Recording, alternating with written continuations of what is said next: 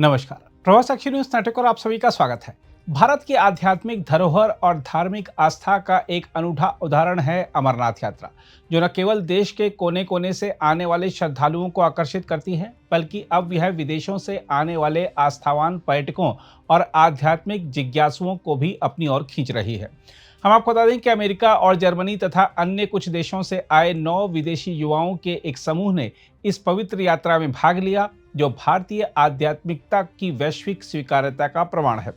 पश्चिमी देशों से आए युवा पर्यटक किसी पर्यटन एजेंसी द्वारा प्रेरित होकर नहीं, बल्कि अपनी अंतरात्मा की आवाज और भारतीय आध्यात्मिकता के प्रति आकर्षण से खींचे चले आए।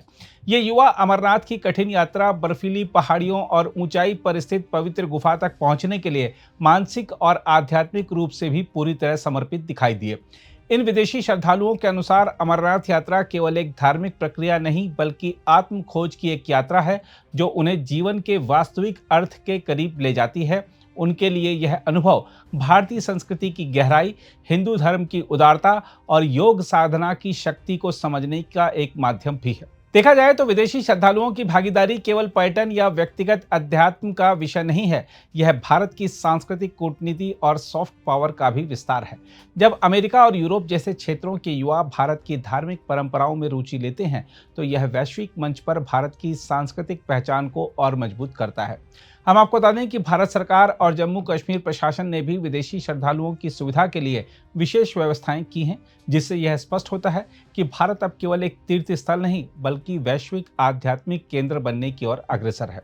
हम आपको बता दें कि अमरनाथ यात्रा में जब विदेशी और भारतीय श्रद्धालु एक ही पंक्ति में एक ही लक्ष्य के लिए हर हर महादेव के जय घोष के साथ चलते हैं, तो यह दृश्य न केवल धार्मिक समरसता बल्कि मानवता की एकता का भी प्रतीक बन जाता है।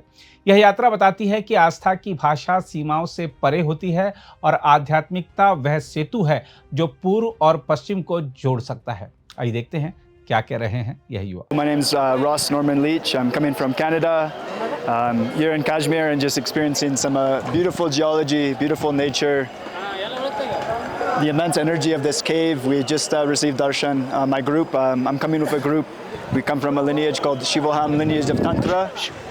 And this group, we've been practicing sadhana for about 4 or 5 years in preparation to come here. And now we're here.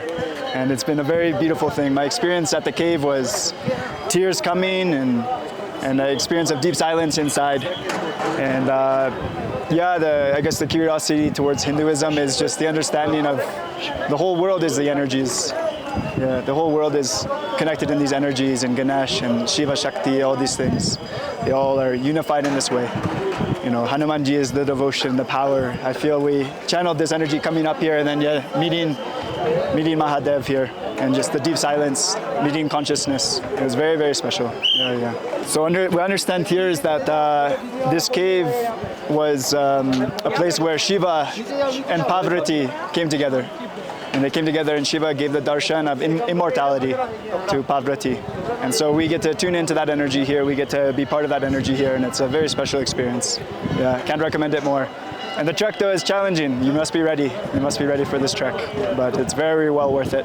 The hospitality has been amazing. We have palkis. We're doing, having the palkis and the horses, all these things. It's been immensely helpful.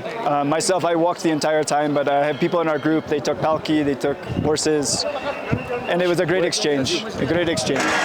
Yeah, very happy to be here. But yeah, I think there I have to call it. I think our group is about to get going. But if you have the chance, if you feel called to come here, come. It's a powerful place, and it's a place that, if there's the call, you must come. I have to say that. Here we are at Amarnath Cave, and we've just finished the yatra. Well, we need to head down. It's been a wonderful experience. We look forward to coming back at some point soon. Wonderful. Yeah. Very, very wonderful, and we felt very taken care of and supported and held and very safe. हम आपको यह बता दें कि 3 जुलाई से शुरू हुई 38 दिवसीय वार्षिक अमरनाथ यात्रा के दौरान अब तक 3,40,000 से अधिक श्रद्धालु 3880 मीटर की ऊंचाई पर स्थित प्राकृतिक हिम शिवलिंग के दर्शन कर चुके हैं। पिछले वर्ष 5,10,000 से ज्यादा श्रद्धालुओं ने गुफा मंदिर में दर्शन किए थे। यह तीर्थ यात्रा 9 अगस्त को रक्षाबंधन के दिन संपन्न होगी। अगर आप भी लेना चाहते हैं देश दुनिया की तमाम जानकारी तो आज ही सब्सक्राइब करें हमारे चैनल को। साथ ही नीचे दिए बेल आइकन को जरूर दबाएं ताकि हर अपडेट आप तक पहुंच सके।